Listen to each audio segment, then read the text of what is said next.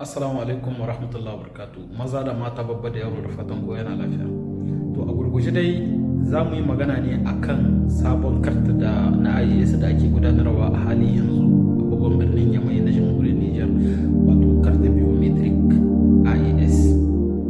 Wannan karta biometric IAS ke jama'a a halin da dai ake ciki yanzu, shugaban kasa mai girma Abdurrahman Chani kadai ne aka yi ma wannan karta biometric, sai mukarrabansa da suke kusa da shi. Jama'a suna ta tambaya menene karta biometric. Jama'a, karta biometric a IAS kamar karti ne yake wancan identity wanda muka sani na baya, ko kuma in ci wanda ake aiki da shi har yanzu, tun da dai ba a canza ba har yanzu, ana dai cikin kokarin canzawa. Wannan karta biometric IAS zai baka dama ka shiga kasashen uku na IAS, Mali, Burkina da Niger, babu wani matsala, babu wani bincike. Wannan kamar kartan identity ne yake wanda za ka nuna a baka hayya ka wuce. To za ku ji na ce za ka bada shi a baka hayya ko yake nuna cewa kai dan kasa ne da sauransu. Wani zai ce babu bambanci, to akwai bambanci saboda me?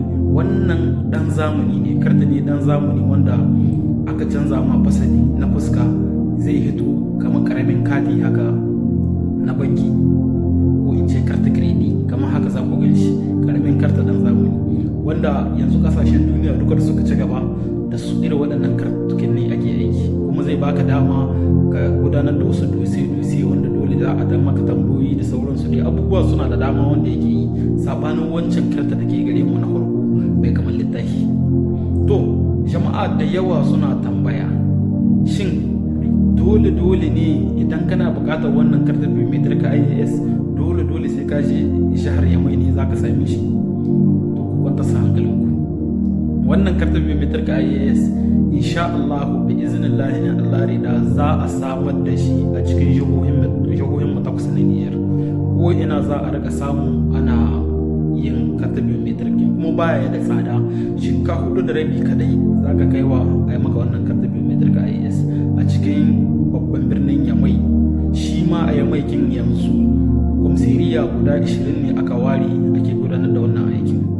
Tukuna dai kayan a bada hayya zuwa ga sauran jihohi, za ka kai karta akta da nisan sikinka da sauran wasu dosai naka da za su nuna cewa kai dan kasa ne, su kadai za ka nuna ka ba da shekka 4.5 kacal a yi maka wannan karta IAS.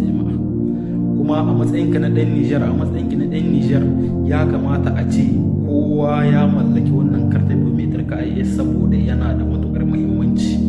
A matsayinka na ɗan Nijar, a matsayinka na ɗan Mali, a matsayinka na ɗan Burkina, ka mallaki wannan karta.